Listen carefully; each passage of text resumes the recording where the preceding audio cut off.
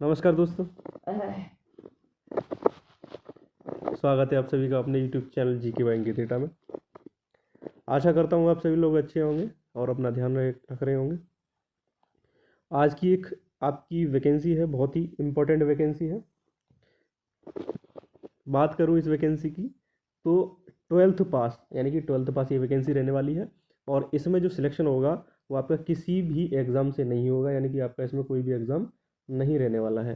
सिर्फ merit base पे ये वैकेंसी आपकी रहेगी, 12th के मेरिट बेस पे। ठीक है, बात करूँ तो इसमें आपकी ये कई स्टेट्स में वैकेंसी निकली हुई है। तो इसमें जो बच्चे फॉर्म डालना चाहते हैं तो वो वीडियो में एंड तक बने रहें। मैं वीडियो में आपको सारी एक एक डिटेल, जो छोटी छोटी डिटेल है, उसको बताने की कोशिश करूँगा।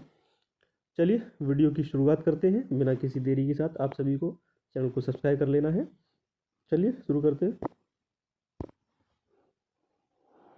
देखिए, मैं बात कर रहा हूँ bank of Maharashtra apprentice recruitment.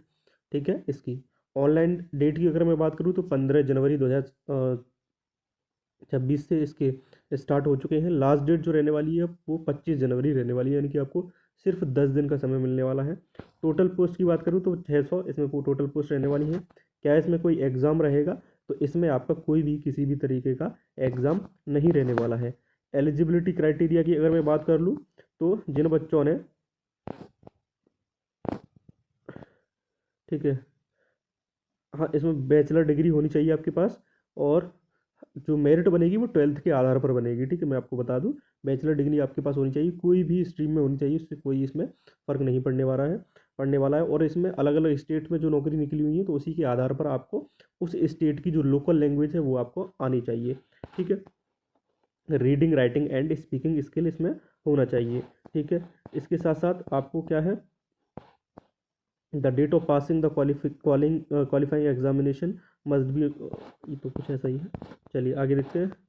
Bank of Maharashtra apprentice, जिसमें जो एज लिमिट रहने वाली है वो जो मिनिमम एज है वो आपकी 20 यानी कि 20 साल रहने वाली है। मैक्सिमम जो एज है वो 28 साल रहने वाली है।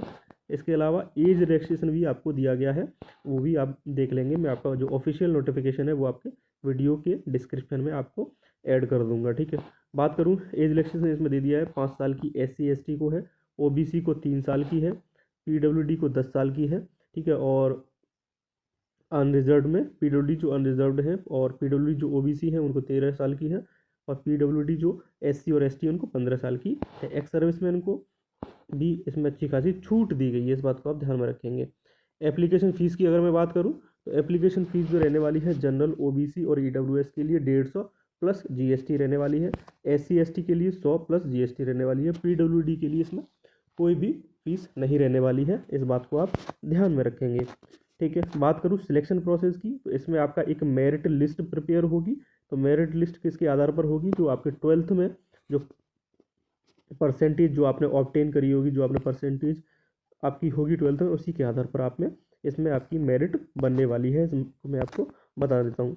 ठीक है, बात करूँ सैलरी की तो सैलरी इसमें 12,300 रहने वाली है। उसके अलावा आपको और भी थोड़े बहुत आपको अलाउंस वगैरह मिलेंगे।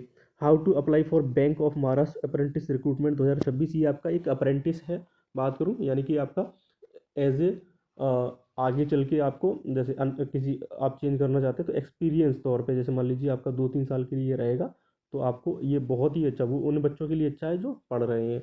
पढ़ाई के साथ साथ आप इसको भी कर सकते हैं। तो आप इसमें किस तरीके से फॉर्म अप्लाई करेंगे?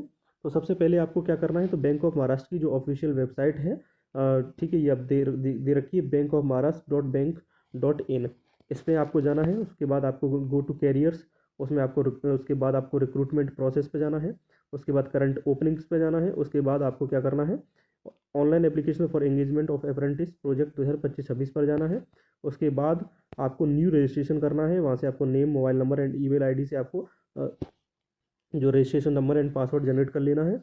उसके बाद जो पर्सनल जो एजुकेशनल एंड कैटेगरी डिटेल होंगी वो आपको भरनी है।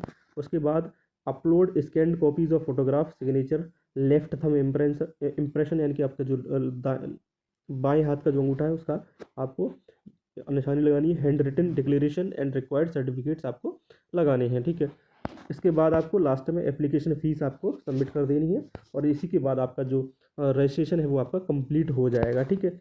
और बाकी जो भी आगे चल के जो रजिस्ट्रेशन के बाद आपको ईमेल, जैसे आपका नंबर ले लिया है उन्होंने, मोबाइल नंबर, उसके साथ साथ आपका ईमेल आईडी ले लिया है, तो उसी के थ्रू वो आपको आगे जानकारी दे देंगे कि आपका किस तरीके से इसमें प्रोसेस रहा है, या आपका सिलेक्शन हुआ है या नहीं, ठीक है। बाकी कोई भी दिक्कत होगी, जैसे मैंने आपको ये प्रोसेस तो बता ही दिया है, इसका जो अप्लाई लिंक है वो मैं वीडियो के डिस्क्रिप्शन में आपको सीधे सीधे लगा दूंगा, उसके लिए आप बिल्कुल निश्चिंत रहें। चलिए, मिलते हैं अपने किसी वीडियो में, तब तक के लिए ध्यान रखिए अपना। धन्यवाद।